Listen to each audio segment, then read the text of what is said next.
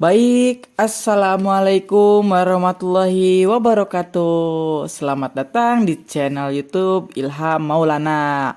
Baik, untuk kali ini yang baru mampir, yang baru melihat dan baru tahu untuk channel Ilham Maulana, jangan lupa di subscribe dulu, like dan juga di share ke teman-temannya ya.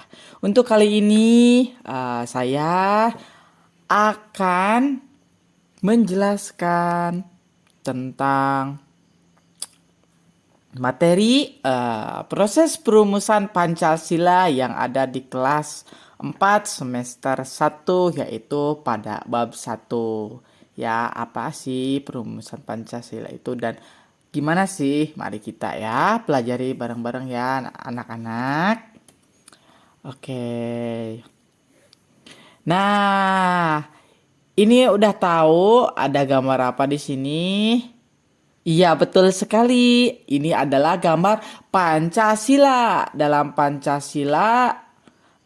gambar Garuda Pancasila ini, yaitu ada burung Garuda tentunya, dan juga di bawah ada pita yang bertuliskan Bhinneka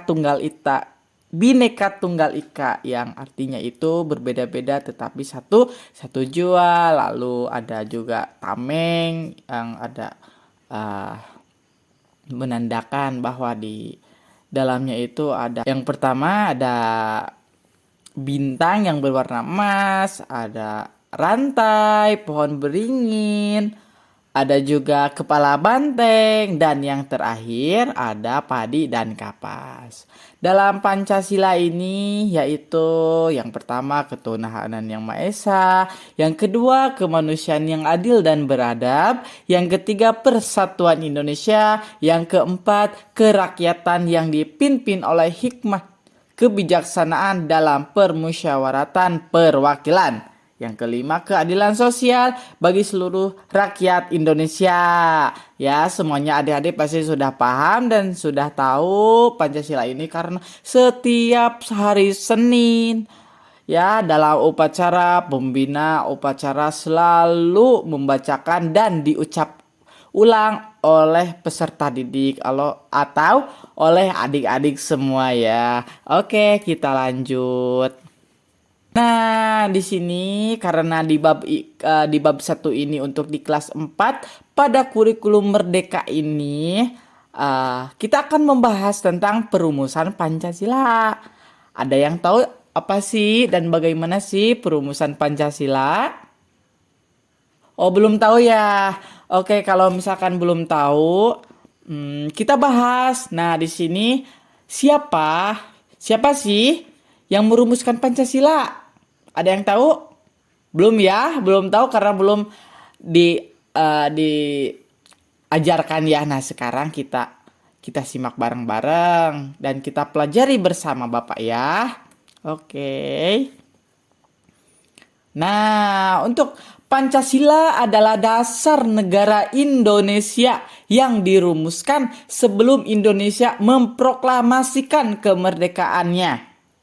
Perumusan dasar negara atau Pancasila ini dilakukan dalam sidang apa? BPU PKI. Apa itu BPU PKI? Nah, BPU PKI ini yang artinya itu adalah Badan Penyelidik Usaha Persiapan Kemerdekaan Indonesia ya. Jangan lupa kalau ada soal di ulangan atau ditanya oleh guru yang lain, sekarang kalian sudah tahu ya bahwa BPU PKI itu Badan Penyelidik Usaha Persiapan Kemerdekaan Indonesia. Nah, di sini sebagai ketua BPU PKI, Dr. Hatiman Widyodiningrat dari mulai sidang mengajukan suatu permasalahan. Nah, jadi Bapak Ketua ini ada mengajukan suatu permasalahan sebagai agenda utamanya dari permasalahan di sidang BPU PKI. Nah, seperti kalian harus ketahui ya adik-adik bahwa ini adalah sosok ketua dari BPU PKI, yaitu Raciman Widyo Diningrat ya. Oke, kita lanjut. Nah, untuk saat ini masalah tersebut kan tadi Bapak Ketua itu ada suatu permasalahan yang sangat utama. Nah, masalahnya itu apa sih? Masalah tersebut merupakan hal penting dan mendasar dalam suatu negara yang baru terbentuk dalam sidang BPU PKI tersebut ya. Jadi ketika waktu itu, waktu negara kita masih baru terbentuk itu, dalam sidang BPU PKI tersebut, proses perumusan dasar negara Indonesia itu dimulai dalam sidang pertama BPU PKI. Nah, dalam sidang BPU PKI ini ada sosok 3 tokoh yang menyampaikan gagasannya tentang dasar negara, yaitu yang pertama ada Muhammad Yamin, yang kedua ada Supomo, dan yang ketiga ada Soekarno ya. Yang kita harus ingat ada 3 orang. Yang pertama Muhammad Yamin, yang kedua Supomo, yang ketiga Soekarno ya. Kita lanjut. Nah, ayo kita pelajari gagasan apa aja sih? Gagasan-gagasan dasar negara dari masing-masing tokoh tersebut ya. Oke. Yang pertama, gagasan dari Muhammad Yamin. Nah, gagasan dari Muhammad Yamin ini, gagasannya yaitu diutarakan atau digagaskan pada tanggal 29 Mei 1945. Berikut gagasan yang disampaikan oleh Muhammad Yamin itu, yang pertama itu pri kebangsaan, yang kedua pri kemanusiaan, yang ketiga pri ketuhanan, yang keempat pri kerakyatan, dan terakhir yang kelima kesejahteraan rakyat. Nah, dan yang kedua ada dari Supomo ya. Gagasan negara pada tanggal 31 Mei 1945. Yang untuk pertama yang Muhammad Yamin itu tadi 29 Mei, dan sekarang oleh Supomo itu 31 Mei 1945. Berikut gagasan yang disampaikan oleh Supomo itu, yang pertama itu persatuan, yang kedua kekeluargaan, yang ketiga keseimbangan lahir dan batin, yang keempat musyawarah, yang kelima keadilan rakyat ya. Lanjut, dan yang ketiga itu dari Insinyur Soekarno ya. Soekarno menyampaikan gagasan negara pada tanggal 1 Juni 1945. Berikut gagasan yang disampaikan ya. Bahwa dari gagasan Soekarno ini, yang pertama kebangsaan Indonesia, yang kedua internasionalisme atau pri kemanusiaan, yang ketiga mufakat atau demokrasi, yang keempat ada kesejahteraan sosial, dan tentunya yang kelima ketuhanan yang Maha Esa.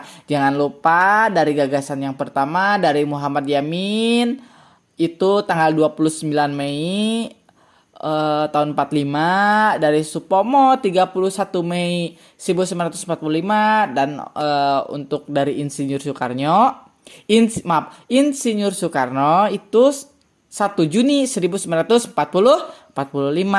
ya, jangan lupa ya.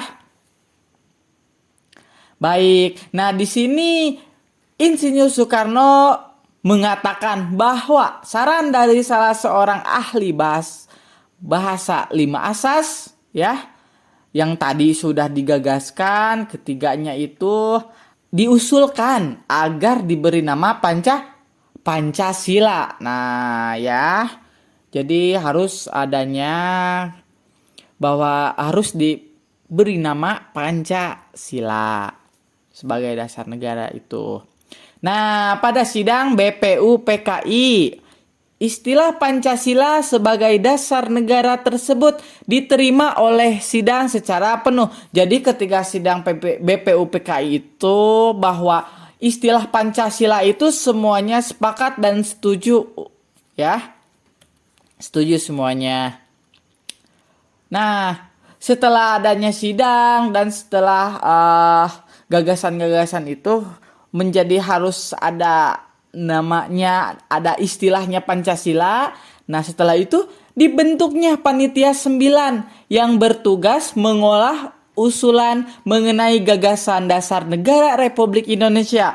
Nah, di sini jadi setelah adanya gagasan-gagasan dari ketiga tokoh utama yang tadi dari Muhammad Yamin, yaitu tanggal 29 Mei, juga dari Supomo yaitu 31 Mei, dan dari Insinyur Soekarno itu 1 Juni 1945 dengan membentuknya Panitia 9 untuk mengolah ketiga gagasan-gagasan tersebut ya. Di sini ada udah dikasih ini adalah anggota panitia ya, Panitia 9 untuk pengolahan gagasan-gagasan dari ketiga tokoh tersebut.